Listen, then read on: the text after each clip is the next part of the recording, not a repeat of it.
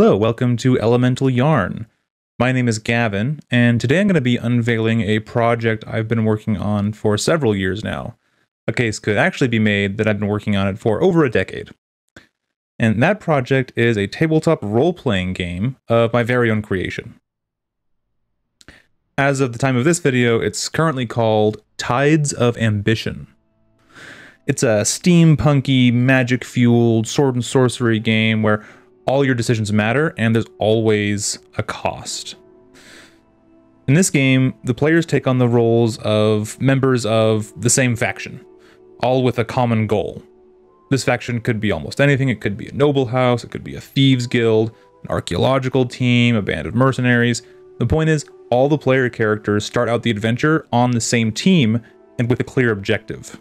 The characters themselves can range from unholy nocturnals who prey upon human essence to fuel their dark powers, to the cunning inventor who fashions technological wonders out of seemingly nothing more than spare parts and garbage, to the stalwart warrior who fully embodies the concept of army of one. So Tides of Ambition is really an effort to marry the narrative strength of games like Powered by the Apocalypse titles with a robust set of rules and mechanics that you can really sink your teeth into.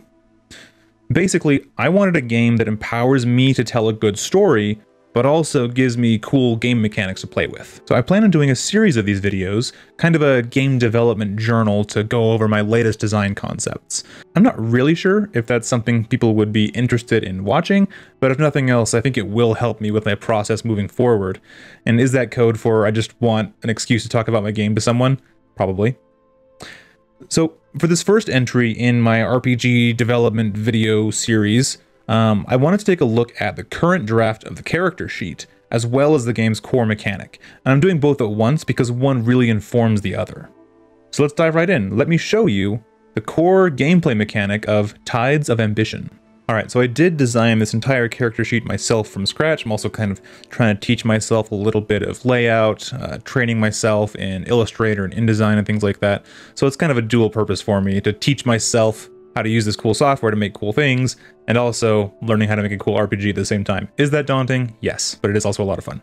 So for this character sheet, the first thing you'd probably notice is the left column, where we can see a column of 5 different dice symbols going from top to bottom, D12 all the way down to D4. The reason that is so prominent is because of the core dice mechanic, which we'll get into in just a moment. But also I really wanted to visually show what all the different dice look like, just because even if you have a player who's been playing for a while, some people just have a hard time matching the dice shapes to what they are in their head. So not only does it look kind of cool on here, in my opinion, but having a visual representation of what each die actually looks like, I think would help quite a bit. So that way you decrease the amount of fumbling when someone's trying to figure out the difference between a D8 and a D10. They can just kind of quickly refer to their sheet. Oh, okay, I need one of these. The topmost section underneath your character's class name and faction are your attributes, of which there are 5. And the 5 attributes are strength, willpower, intelligence, agility, and charisma. And then there's a section of the sheet where we have a lot of iconography. We've got vitality, experience, speed, coin, and luck. Those are kind of our main resources we're dealing with. Underneath that we have skills, and notice that I haven't written down any particular skills. These are all empty fields which you fill in yourself. Having a giant laundry list of every skill in the game listed on a character sheet might work for some games, but for this one, I really want to simplify it so that you know what your character is good at. If it's written down on here, it means your character is trained in that skill. And the amount of training they have can fluctuate up and down depending on just how skilled they are in that. And then we just have 2 sections for listing out your character's abilities. You have your class abilities, and you also have general abilities. And then on the back of the character sheet, there's a little notes section, a little drawing section where you can put other notes, or a drawing of your character, or a drawing of your faction's sigil or something like that. There's a section for progress tracks. I'll go over those in a future video. And then also a large section for equipment, because I always run out of space for equipment on my character sheets. So over here, I made a large and in charge. Okay, so one really important element to me of this front part of the character sheet is when things are bolded in this harsh black color. I don't do that lightly, pun not really intended. So on the left column, we've got the dice symbols, which are all in that heavy black. And then also on the top of the sheet, the attributes, heavy black, and then skills, heavy black. Notice that that thick black color only appears in those 3 places on this character sheet: your condition, your attributes, and your skills. So the idea here is that each of those 3 sections tells you exactly how to make any given roll. Let me show you what I mean. In Tides of Ambition, a dice roll is always made with exactly 3 dice. No more, no less. And the dice that you roll, you will find on your character sheet. So here's an example of what a filled out character sheet might look like. Notice that on the left column, the D8 dice icon is checked, and in each one of the attribute fields isn't written just a number, it's actually a kind of die. And then same thing for skills. In the skills section, each written word, each skill, has an associated die size. If you make a roll and you don't have a relevant skill to go with it, you just roll a d4 for untrained. So this is how you roll. If the game master calls for a strength heavy melee roll, usually probably because you're making an attack, you would roll the d8 from your condition, the d10 from your strength, and the d10 from your heavy melee skill. So if we come down here, let's grab a d8 and 2 d10s. You would then roll all 3 of these dice, and you use the middle result if there's no clear advantage or disadvantage. So in this case, the middle result is a 3, because it goes 2, 3, 8. If the roll was subject to advantage for some reason, you would instead use the highest die as your result. If it had disadvantage, you would of course use the lowest die. In this case, let's assume this roll doesn't have advantage or disadvantage, so the result is 3. You then take the roll's result and compare it against the difficulty of the roll, and the difficulty can be anywhere from 2 to 12. That is literally the range of options that are possible on 3 dice in this way. A result of a 1 is always going to be a failure no matter what. The minimum difficulty for a roll is 2, and it goes as high as 12. Now the game master might let you know the difficulty of the roll beforehand, or they might not. It just depends on your game master and the situation at hand. If the difficulty for this was 3, then this would be a success. If it was any higher than a 3, it would be a failure. If you played Genesis or the Star Wars Edge of the Empire RPG or games in that vein, you'll know that they have lots of different kinds of dice, and each die, rather than having numbers on them as normal, they have little symbols on them, sometimes multiple symbols per face. And those symbols correlate to successes and failures, and I forget what they're called, but there's basically, I think, is it advantage and disadvantage? I might be getting that wrong, but basically advantages and disadvantages. So you can do things like succeed but at a cost, or you can fail but with a benefit, or vice versa. You can succeed with extra benefits or fail at great cost.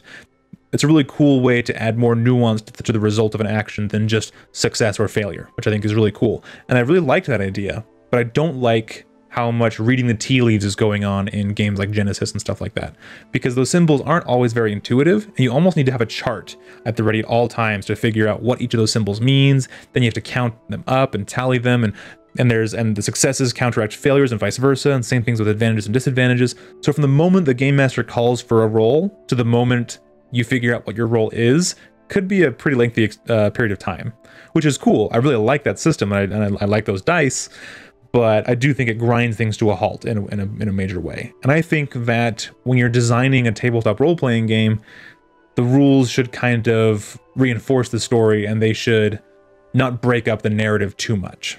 So, how do you add those little bonuses and little consequences to these rolls? Well, for each die you roll of your 3 dice that results in a 1, that provides it imposes a bane onto your roll, which is a negative consequence that the game master can use to do bad stuff to you. So those banes can apply regardless of whether your roll fails or succeeds. So for instance, if you have advantage on a roll and you succeed, but the other 2 dice are 1s, then you succeed still, but there's some sort of negative consequence that also takes place. So if you're swinging a heavy sword at a monster and you roll 2 banes, maybe that monster has an ability that triggers at that moment, where they do something in response, and they retaliate somehow. Or if you're trying to pick a lock and you roll, 2 or 3, even 3 banes, maybe your lockpicking set breaks, or maybe you make a loud noise and alert the guards, or something like that. And then conversely, every die you roll that results in an 8 or higher gives you, the player, one or more boons. And boons are things that you, the player, can use to enhance your success or mitigate your failure. So, for example, in this roll I just did, I rolled a 2, a 3, and an 8. That 8 gives me one boon, which I can play with. Some abilities have a couple of pre-written, prescribed feats that you can spend your boons on. And they usually range from costing 1 to 3 boons. So you can either use one of the pre-written ideas, or if you're making a roll that's not really tied to a specific ability, then there's a list of general feats you can use, or if you want to be really creative, you can come up with your own and ask the game master to approve it. And these can be really anything. These are really meant to be fueled by your imagination and your creativity, but I don't want to put players on the spot and make them always trying to come up with something creative when a lot of players just want to be able to pick an option and move on. So in this way, I kind of provide two different ways you can do it. You can either try and be really creative and use your environment, or use some of your established narrative that's been going forward, or you can just use one of the options provided for you. So what can you do with these feats? Well, for instance, if we were going with the making a melee attack example with this character, then with that boon, you could spend it on the skirmish feat, which says that you force the target of your attack to either take one stress or move one space in a direction of your choice. And that would happen immediately. So basically what that's representing is you're repositioning them. You swing them really hard and they have to duck under your blow and they have to slide into adjacent space. So they're either taking a negative consequence, which will make them more easy to defeat, or they have to do what you say and maybe put themselves in a less advantageous position. Maybe to line them up for your archer in the back to shoot them or something like that. So when a die rolls 8 or a 9, that gives you 1 boon, a 10 or 11 gives you 2, and a 12 gives you a whopping 3 boons all at once. So in theory, if you're rolling 3d12 for a roll, it is possible, though extraordinarily unlikely, that you could have a grand total of 9 boons. But that, I think, will probably almost never happen. And if it does, then you would obviously have the most fabulous success that the world has ever seen. So the point with this is that the higher dice you have in your condition, your attributes, and your skills, not only gives you a greater chance of overall success, but could also result in the addition of more boons that you can use to have a flashier success or a less impactful failure. And it will also decrease your odds of getting lots of banes. So that's a lot of math in the background that really reinforces the importance of having big dice, but the players don't actually need to know any of that math. All they need to know is which 3 dice to roll, which again is shown directly on the character sheet, and they need to know how to figure out which number is their result, which is just about as little math as I can think how to incorporate into the game without making it a diceless, numberless, statless system. Which number is in the middle of the 3, or which one is the highest, or which one is the lowest. That's all you really need to know. Okay, there's one final rule about rolling, and that is, I haven't come up with a good name for it yet. It basically provides you a way to succeed at a roll which would otherwise be impossible. So let's say you have a roll to make, but the difficulty is higher than you can possibly roll. Let's say you're rolling 3d6 for your roll, but the difficulty is 8. None of your dice can even roll that high. So this scene, and there's no such thing as modifiers in this game. You're never adding numbers together usually. So this seems like it's pretty impossible. But there is a little caveat. I might call it stroke of luck. Let's say this character is no longer feeling quite so well, and they're now spent instead of active, which gives them a d6 for their condition die instead of a d8. Let's say this character is trying to earnestly convince someone of something, not trying to manipulate someone, but rather to express herself in a heartfelt way to try and get someone to see her point of view. So in that case, the game master might call for a willpower persuasion roll. So the condition die, of course, is the d6 right there. And then willpower is also a d6, and persuasion is also a d6. One important thing as a side note for the roll mechanic is that I don't want any rules to refer to the condition die or the attribute die or the skill die after the roll's been made. Once you have all the dice in your hand, you shouldn't have to differentiate which one is which. So therefore, rolling 3d6 is not an issue, because once you roll all 3 dice, where they came from doesn't matter anymore. Okay, so here's our 3d6. Let's say the difficulty for this roll is difficulty 8. So ordinarily it should be impossible, because the highest number on any of these dice is 6. So anything 7 or higher should be theoretically impossible. But let's see what happens. Let's roll. So here we can see a very good roll. A 5, a 6, and a 6. 5, 6, 6. Unfortunately, even though this player rolled very, very well, almost the best they possibly could have, this still results in a failure. However, this is where the last rule comes in.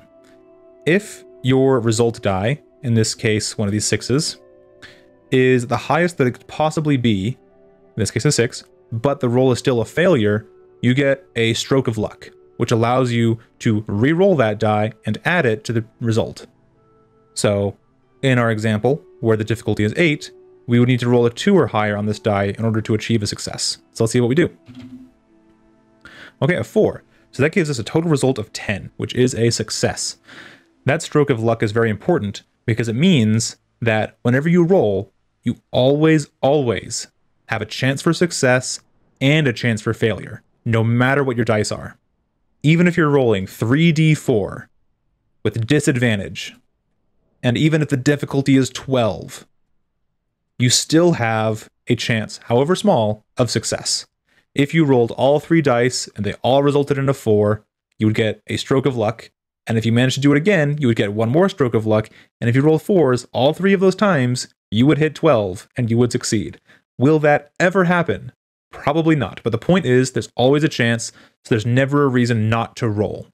And conversely, if you're rolling 3d12 for your roll and the difficulty is 2, you could always roll 3 1s and fail. Again, is this likely? Not at all. But again, the point is that either result is possible. If the game master calls for a roll, there's always a reason to roll. Not only because you want to find out whether you succeed or fail, but also because you may generate boons or banes, which can further complicate things in interesting ways. All right, and that is the core gameplay mechanic for my project, Tides of Ambition. There's a lot more I could go into right now, but for now, I just really wanted to go over the basics of what the game is about and how you do basic resolution in the game. I'm a little nervous to be finally unveiling this ongoing project. My rulebook is currently, I think, around 200 pages long, and I have probably an equal amount of words and notes. We've done a couple of playtests of this so far. Those are on hiatus for a while as I polish up some things that were broken. And I've also redone the character sheet several times since then. The classes are currently undergoing lots of construction as I really hone in on what each of them means and what's most important to them and what defines them and how they play at the table. So there's a lot going into this and I am very excited about it. And I will be sure to provide more video updates for this game development journal thing, just to kind of go over different design elements. I'm also curious to hear what other people think about it. What are your thoughts on dice mechanics? There's a lot of different options out there. You got your D&D, Pathfinder D20 system, where you add modifiers to a D20. You've got your World of Darkness D10 dice pool mechanic. You've got the Dragon Age or Fantasy Age or Modern Age, the age system mechanic, where you roll 3d6 and then one of them is like a special die that can generate stunt points. You've got your Powered by the Apocalypse basic 2d6 system. There's a lot of dice systems out there, and at the end of the day, what kind of dice you roll doesn't really matter as much to a game as how the game plays. So I think a lot of people get wrapped up in their own dice mechanics, myself included. But that doesn't really make the game. This is, in the end, this is fairly inconsequential. But at the same time, it does represent the core of what everything else is built off of. Let me know what you guys think of this, and let me know what you'd like to see about my game in the future. If you have any questions, let me know, and I will be sure to make some more of these. And thanks so much. I will see you in the next video.